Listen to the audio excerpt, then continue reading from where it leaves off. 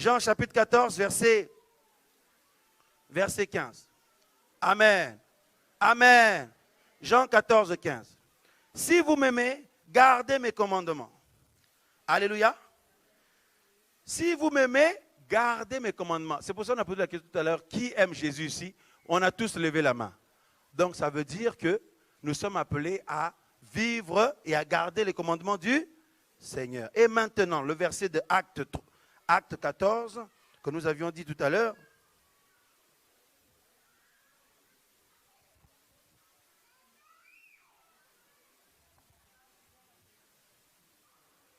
Acte chapitre 14, nous avons le verset 21.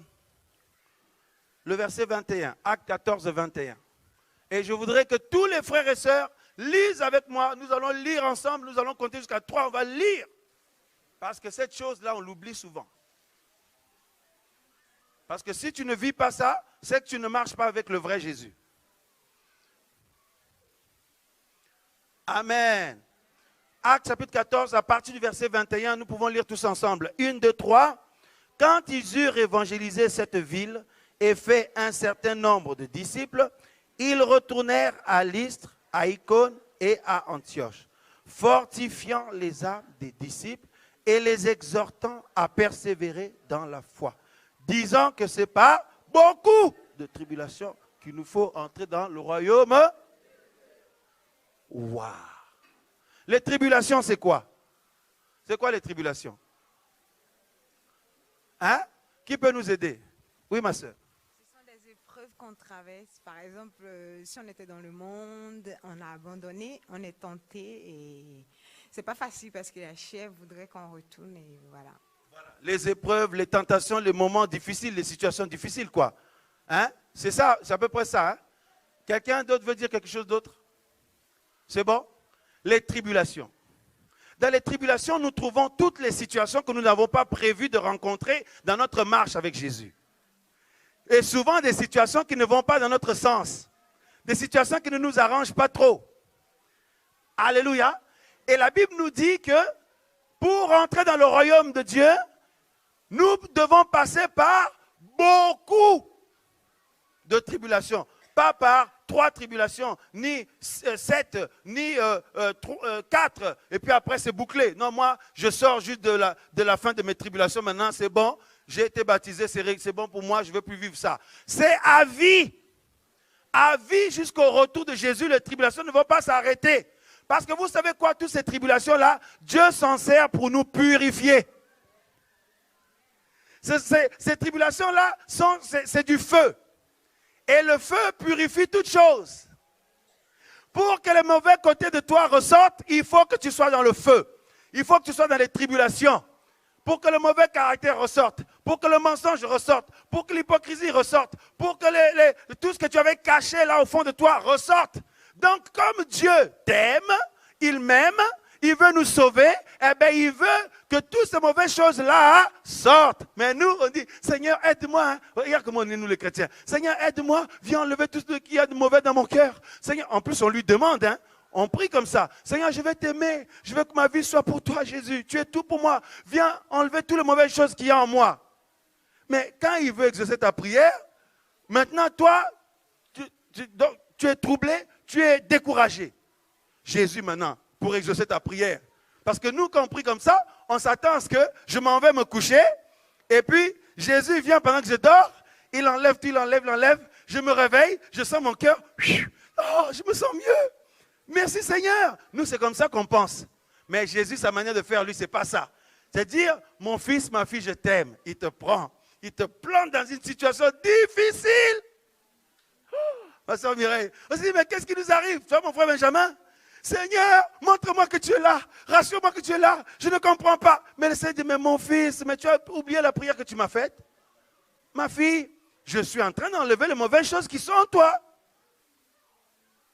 Parce que Dieu étant le Dieu amour, il ne peut pas nous placer devant une situation qui va nous détruire. Nous sommes d'accord.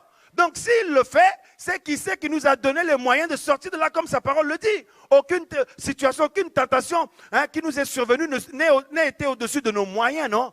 Nous le savons, nous le lisons.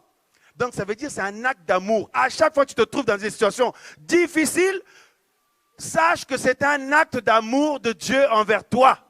C'est ça l'évangile. L'évangile, en fait, il n'y a rien de logique. C'est les choses de Dieu, ce n'est pas logique pour nous les hommes. C'est pour ça que la Bible dit, les voies du Seigneur ne sont pas nos voies. Sa pensée n'est pas notre pensée. Amen ou pas amen? Oh, c'est difficile. Oh, Seigneur, aide-moi. Je ne sais pas si je tiendrai. Seigneur, si tu n'agis pas, je vais retourner dans le monde. Ah bon? Ben retourne.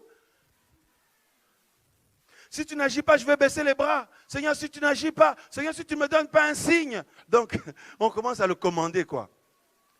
En fait, on n'est pas chrétien. Surtout ici en Occident, ici. On n'est pas chrétien.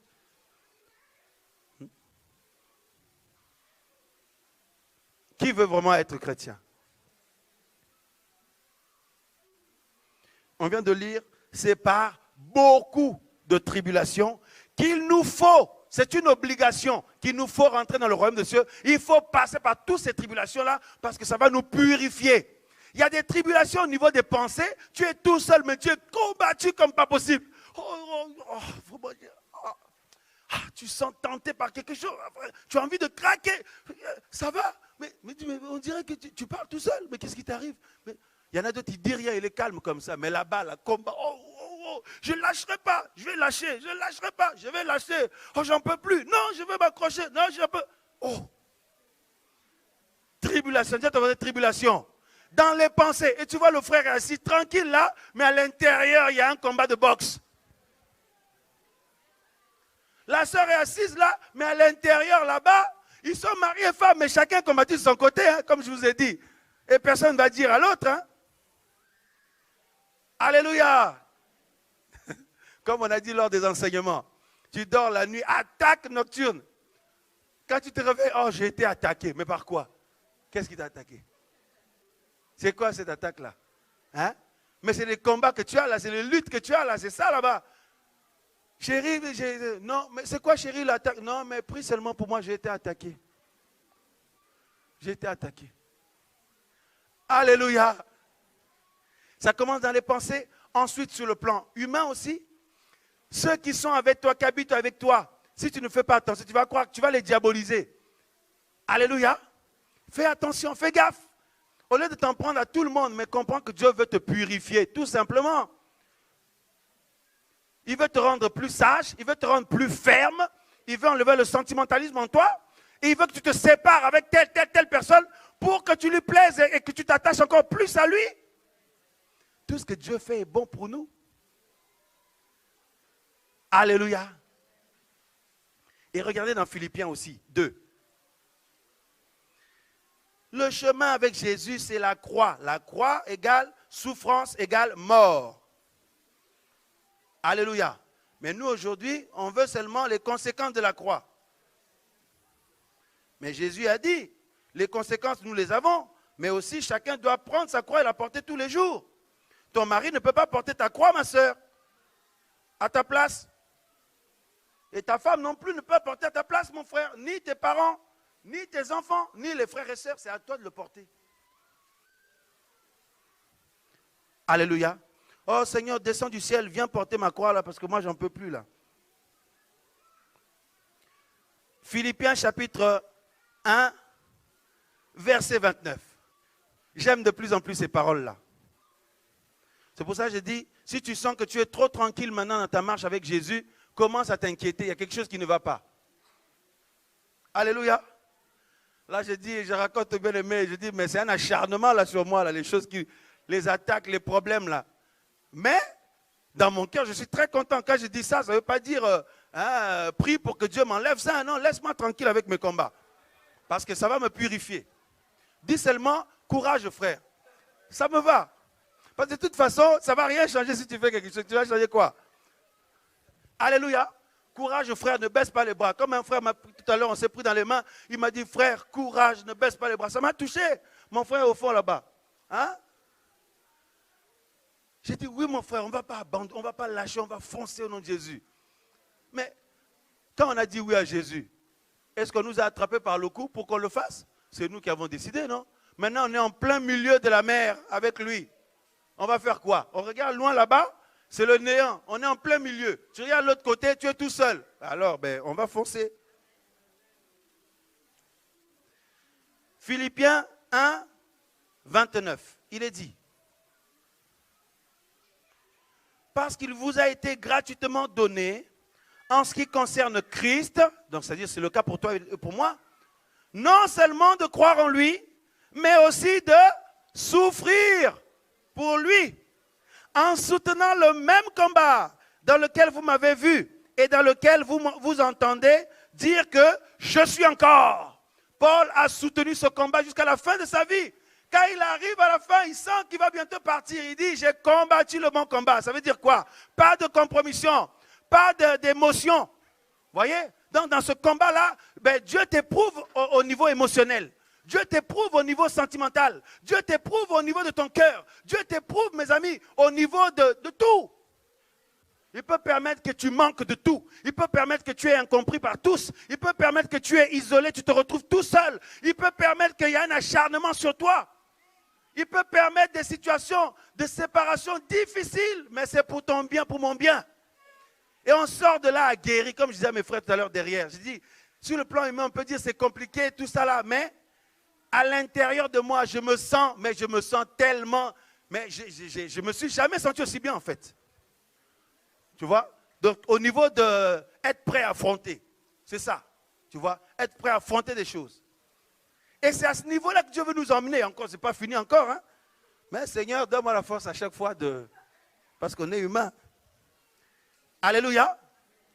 Et il dit, il nous a été donné non seulement de croire en lui, mais aussi de souffrir pour lui, en soutenant un combat. C'est-à-dire que tu soutiens un combat. Quel est ce combat-là? Le combat de la fermeté jusqu'au bout. Le combat du non au péché jusqu'au bout. Le combat d'être dans la vérité jusqu'au bout. Le combat de non à l'hypocrisie jusqu'au bout. Le combat mes amis, la tentation, tout ça, non à la tentation jusqu'au bout. Ce combat-là, le combat de tu es blessé, mais tu ne vas pas te pleurer toujours sur ton sort. Le combat de je suis très blessé, mais Jésus a été blessé plus que moi. Jusqu'au bout. Amen ou pas amen? Dis à ton voisin, quel combat tu soutiens? Hein?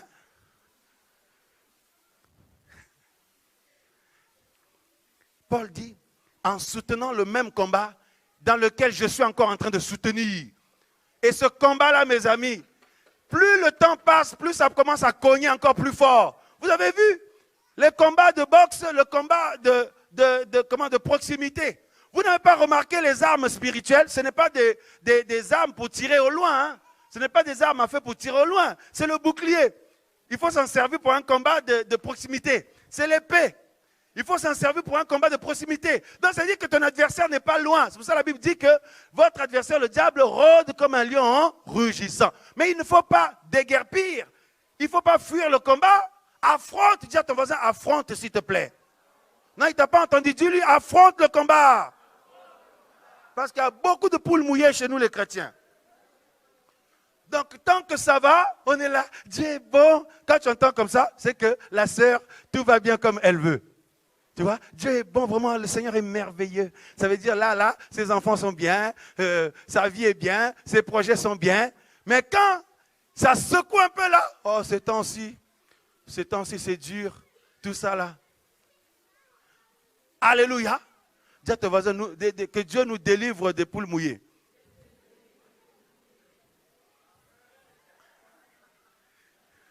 On est là. Dès que ça chauffe, il faut fuir seulement l'impudicité. Quand tu es devant l'esprit d'impudicité, il ne faut pas dire je vais affronter. Non, c'est pour ça qu'il faut bien comprendre ce que je dis. Quand je dis il faut affronter, c'est les tribulations, les épreuves, tout ça. Mais quand tu sais que c'est l'impudicité, là, le sexe, là, il faut. Moi, j'ai déjà couru physiquement pour ça. Hein. Oui. Plusieurs fois. Comme Joseph. Parce que Dieu nous montre au loin, comme je disais une fois dans une émission. Vous avez vu? Tu marches dans la rue, tu vois au loin là-bas une silhouette d'un homme séduisant. Tu vois son corps en évidence. Dieu t'a montré, premier regard, en fait, c'est pour que tu saches ce qui est dans les parages. Tu vois là-bas une femme séduisante. Dieu te montre au loin pour que tu prennes des mesures. Soit tu changes de chemin, soit tu prends un autre chemin, ou alors soit tu Garde ton visage droit. Mais nous là, tu passes.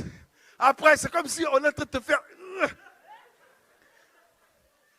Tourne-toi, tourne-toi. Comme je vous ai dit, il y a un frère qui a dit, oh là là. Il a dit, je ne veux pas regarder, mais on dirait qu'on a chopé ma tête, on est en train de me... Le deuxième regard. Le premier regard, ce n'est pas un péché parce que Dieu permet pour que tu vois ce qu'il y a. Mais généralement, le deuxième regard, c'est que tu as vu quelque chose, tu sais très bien ce que c'est. Et là, tu crois que personne t'a vu? J'attends le deuxième regard. Non, dis-lui le deuxième regard.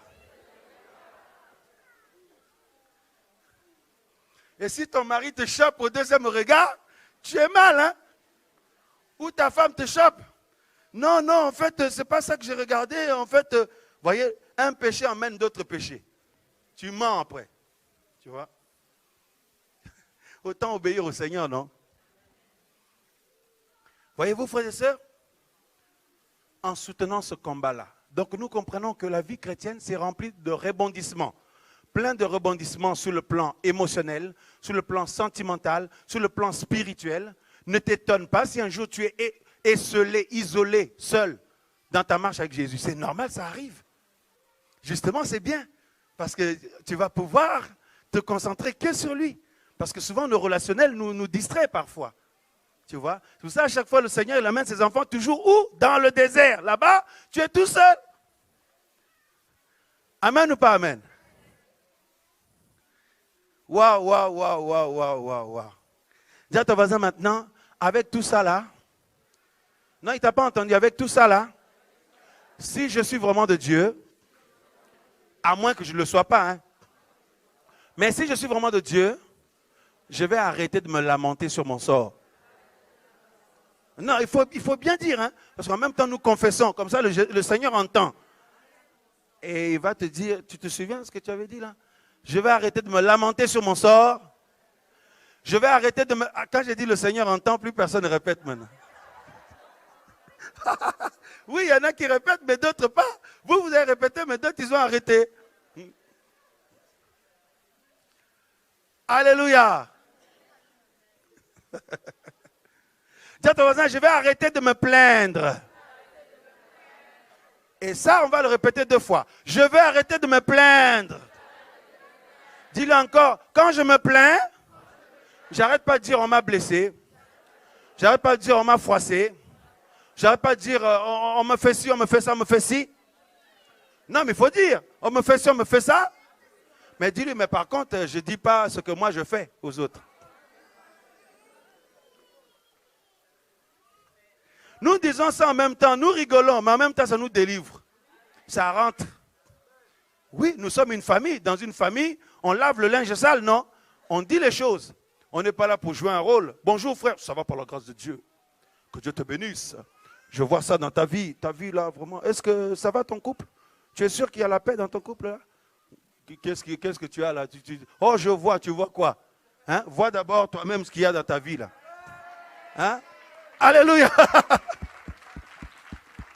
Les chrétiens d'aujourd'hui, après les gens sont tellement fatigués, ils prennent des distances. Oh, je vois, Dieu m'a dit. Quand vous entendez Dieu m'a dit, méfiez-vous, esprit de contrôle. On l'a vu, hein? Dieu m'a dit, si Dieu, parce que Dieu dit parle à tout le monde. Donc arrête de dire, si vraiment Dieu te dit, mais il faut que ce soit pour toi, parce que la preuve on dit, Dieu m'a dit. Il faut que ce soit pour toi, pour moi. Mais si tu viens chez moi, tu viens vers moi, tu dis Dieu m'a dit. Donc pour moi, ben, il faut que Dieu m'ait dit aussi à moi avant. C'est comme ça que Dieu fait. Oui. Oui frère, Dieu m'a dit, ah bon? Mais moi il ne m'a rien dit. Et puis je te fixe comme ça. Voilà. Et la prochaine fois, tu vas réfléchir avant de venir. Dis, oh non, le frère là, lui, non. Parce que il y en a, ils repèrent, hein? Ils repèrent ceux qui peuvent manipuler là. Hein? Ah oui, vous avez vu les scandales là? Ils repèrent, tu as bien vu, hein, ma soeur? Voilà, il ne va pas faire ça à tout le monde. On sait très bien que non, lui, ça passe, elle, ça ne passera pas. Celle-là, ça ne passera pas. Mais celle-là, là, ça va passer. C'est pour ça, là, maintenant, il faut tu regardes bien comme ça. Dieu m'a dit tout ça, je dis, mais Dieu me parle moi aussi. Si ça confirme la Bible, amen. Mais si c'est pour m'amener dans tes bizarreries là, amen.